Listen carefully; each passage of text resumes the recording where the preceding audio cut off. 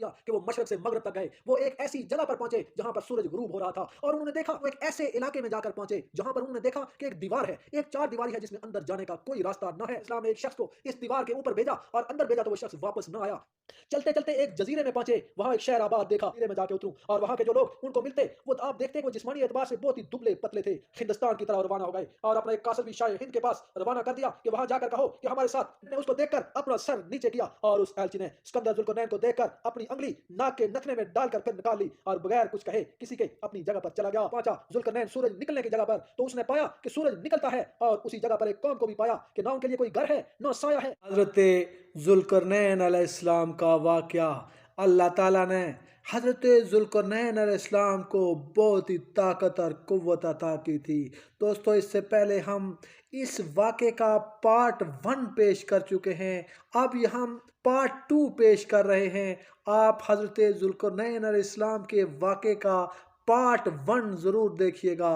حضرت ذوالقرنین علیہ السلام کو اللہ تعالیٰ نے اتنی قوت دی تھی کہ اللہ تعالیٰ ارشاد فرماتا ہے کہ ہم نے ان کو بہت زیادہ قوت اور وسائل دیے تھے. دراصل نبی پاک صلی اللہ علیہ وسلم جب اس دنیا میں تشریف لائے تو وہاں کے جو مشرک تھے انہوں نے یہودی علماء سے فرمایا کہ ہمارے لیے کچھ ایسا سوال نامہ ہمیں دے کہ ہم جو حضرت محمد صلی اللہ علیہ وسلم کے سامنے رکھیں اور وہ ان کو نہ بتا سکیں. تب یہودی علماء نے چن چن کے مشکل سوالات ابو جہل کے حوالے کیے جو انہوں نے نبی پاک صلی اللہ علیہ وسلم سے پوچھے، جن میں سے ایک سوال یہ بھی تھا کہ روح کیا ہے. حضرت ذوالقرنین علیہ السلام نے اتنا سفر کیا کہ وہ مشرق سے مغرب تک گئے. وہ ایک ایسی جگہ پر پہنچے جہاں پر سورج غروب ہو رہا تھا، اور انہوں نے دیکھا کہ سورج ایک کیچڑ کی ندی میں ڈوب رہا ہے. اور پھر انہوں نے دیکھا کہ وہاں پر ایک قوم ہے جو مشرک ہے، جو بتوں کی عبادت کرتی ہے. اللہ تعالیٰ نے ان کو یہ اختیار دیا کہ اس قوم کو تم سزا دو یا اس قوم کو چھوڑ دو. پھر آپ نے اس قوم کو اللہ تعالیٰ کی دعوت دی، اور لوگ آپ کی دعوت پر لوگوں نے لبیک کہا، اور جنہوں نے آپ کی دعوت پر لبیک نہ کہا آپ نے ان کو سزا بھی دی. پھر حضرت ذوالقرنین علیہ السلام نے ایک اور طرف سفر شروع کیا، اور وہ ایک ایسے علاقے میں جا کر پہنچے جہاں پر انہوں نے دیکھا کہ ایک دیوار ہے، ایک چار دیواری ہے جس میں اندر جانے کا کوئی راستہ نہ ہے. حضرت ذوالقرنین علیہ السلام نے سوچا کہ اس دیوار کو ہم کیسے پار کریں. ان کا تمام لشکر اس دیوار کے ارد گرد بیٹھا رہا. پھر حضرت ذوالقرنین علیہ السلام نے ایک شخص کو اس دیوار کے اوپر بھیجا اور اندر بھیجا تو وہ شخص واپس نہ آیا. پھر حضرت ذوالقرنین علیہ السلام نے ایک اور شخص کو اندر بھیجا تو وہ بھی واپس نہ آیا. اور ان دونوں اشخاص کو حضرت ذوالقرنین علیہ السلام نے رسی اور کمند ڈال کر دیوار پر ڈال کر ان کو دیوار سے دوسری طرف بھیجا، لیکن وہ واپس نہ آئے. اور اس سے کہا کہ شاید اس طرف بہشت ہے، جنت ہے یا کچھ اور ہوگا، لہذا تم آگے مت جانا، اور پھر ہم کو خبر دو تاکہ معلوم ہو کہ اس کے پیچھے کیا ہے. یعنی ذوالقرنین علیہ السلام نے اپنے لشکر میں سے 2 اشخاص بھیجے جنہوں نے اس دیوار کو پھلانگ کر وہ اندر گئے تاکہ وہ واپس آ کر بتائیں کہ اندر ہے کیا. لیکن وہ شخص جو اندر گئے وہ کبھی واپس نہ آئے. یہ کیفیت دیکھ کر اسکندر ذوالقرنین نے سمجھا کہ میں جس کو بھی بھیجوں گا وہ واپس نہیں آئے گا. بس اس ملک کی حد بنا کر واپس مشرق کی طرف چل دیے. چلتے چلتے ایک جزیرے میں پہنچے، وہاں ایک شہر آباد دیکھا، لیکن بغیر کسی کشتی کے وہاں جانا بالکل مشکل تھا. اور اس جگہ پر دانا، عقل مند اور حکیم لوگ تھے. جب ان لوگوں کو جو اس شہر میں آباد تھے اسکندر ذوالقرنین کے آنے کی خبر پہنچی تو انہوں نے تمام کشتیاں جزیرے سے چھپا لیں.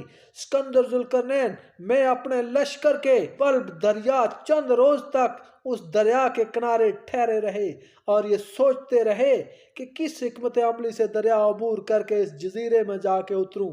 اور وہاں کے جو لوگ ان کو ملتے وہ آپ دیکھتے کہ وہ جسمانی اعتبار سے بہت ہی دبلے پتلے تھے، اور ان سے پوچھتے کہ تمہارے دبلا پتلا ہونے کا سبب کیا ہے. تو اس کے جواب میں ان لوگوں نے اسکندر ذوالقرنین سے کہا کہ یہ ہمارے شہر کی غذا اور آب و ہوا کا اثر ہے، ہم لوگ بڑی حکمت سے غذا کھاتے ہیں، چنانچہ اس کی خاصیت بھی یہی ہے جو آپ دیکھ رہے ہیں۔ پس ان لوگوں نے سکندر ذوالقرنین کی دعوت تام کی اور ضیافت میں اپنی حکمت عملی سے غذا تیار کر کے ایک خوان میں جوارات سجا کر اسکندر ذوالقرنین کے سامنے لا کر رکھا۔ پھر وہ سب کے سب الگ ہو گئے اور اسکندر ذوالقرنین سے کہنے لگے کہ آپ کھانا تناول فرمائیں۔ اسکندر ذوالقرنین نے لوگوں سے کہا کہ آپ لوگ بھی آئیں اور ہمارے ساتھ شامل ہو کر کھانا تناول فرمائیں، اور اسکندر ذوالقرنین نے ان سے یہ بھی کہا کہ بھائی یہ تو ہماری غذا نہیں ہے، ہم یہ غذا کس طرح سے کھائیں؟ تو اس کے جواب میں ان لوگوں نے اسکندر ذوالقرنین سے کہا کہ تم اسی لیے یہاں تک آئے ہو اور تمہاری یہاں تک آنے کی غرض و مقصود ہے۔ آپ کو معلوم ہونا چاہیے کہ جو چیزیں آپ کے سامنے ہم لوگوں نے پیش کی ہیں وہ بھوک کو نفع دیتی ہیں، پھر آپ ہم سے کیا چاہتے ہیں؟ جب یہ باتیں اسکندر ذوالقرنین نے ان لوگوں سے سنی تو پھر وہاں سے حضرت اسکندر ذوالقرنین ہندوستان کی طرح روانہ ہو گئے اور اپنا ایک قاصد بھی شاہ ہند کے پاس روانہ کر دیا کہ وہاں جا کر کہو کہ ہمارے ساتھ بہت لشکر ہے اور ہم یہ چاہتے ہیں کہ آپ کا ملک برباد نہ ہو، اور نہ ہم یہ چاہتے ہیں کہ تم سے لڑائی کریں، بس تمہیں لازم ہے کہ اس خبر کو پاتے ہی سب کے سب ہماری اطاعت میں آ جاؤ اور جو خراج ہم مقرر کریں اس کو قبول کرو۔ چنانچہ اسکندر ذوالقرنین کے قاصد نے یہ باتیں ہند کے بادشاہ کو جا کر کہیں کہ آپ ہمارے شہنشاہ اسکندر ذوالقرنین کی اطاعت قبول کر لیں اور ایک ایلچی بھی اپنی طرف سے ان کے پاس بھیج دیں تاکہ وہ شہنشاہ کو شاہانہ استقبال کے ساتھ لائے۔ یہ سن کر شاہ ہند نے نہایت تعظیم و تکریم سے ایک ایلچی مال تحفہ اور ہدیہ دے کر اسکندر ذوالقرنین کے پاس بھیجا۔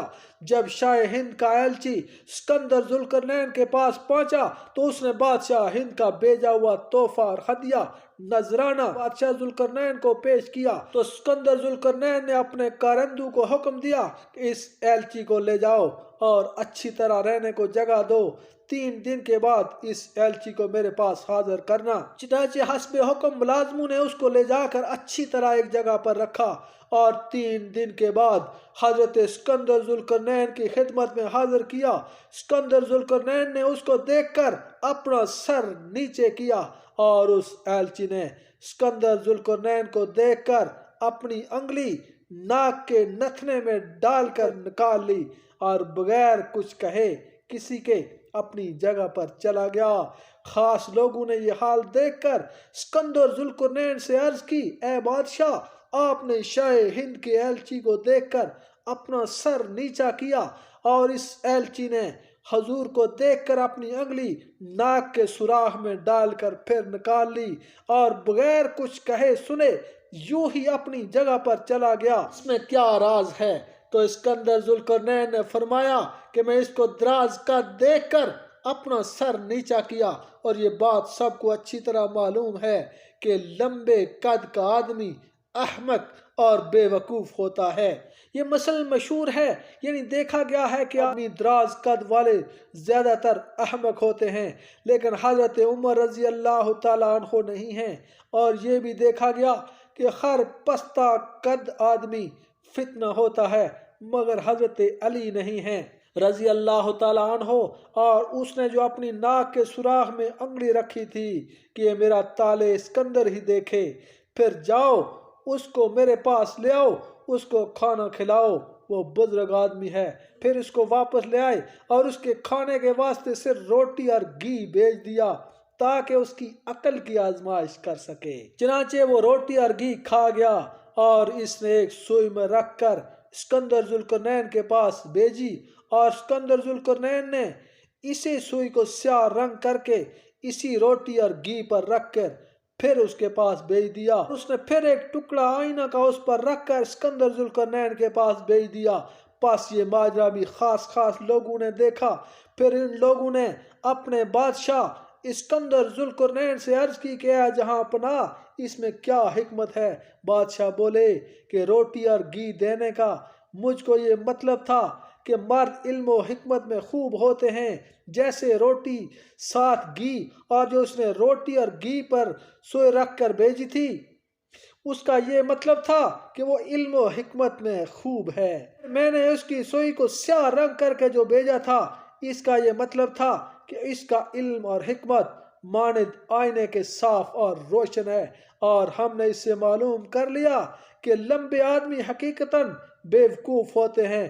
پس ہم دونوں یہی اشارات میں گفتگو جاری تھی، پھر ہند سے ذوالقرنین مشرق کو جہاں سے آفتاب طلوع ہوتا ہے وہاں پہنچے، جیسا کہ اللہ تعالیٰ قرآن پاک میں ارشاد فرماتا ہے، پھر لگا ایک اسباب کے پیچھے، یعنی سفر کا انجام کیا یہاں تک کہ وہ پہنچا ذوالقرنین سورج نکلنے کی جگہ پر، تو اس نے پایا کہ سورج نکلتا ہے، اور اسی جگہ پر ایک قوم کو بھی پایا کہ نہ ان کے لیے کوئی گھر ہے، نہ سایہ ہے، نہ کپڑا ہے، اور وہ لوگ بیابان ریگستان میں رہتے ہیں، کیونکہ ریگستان میں گھر وغیرہ نہیں بن سکتے، نہ روئی کی کھیتی ہو سکتی ہے اور اس سے کپڑا بنائیں، اور وہاں جاڑا بہت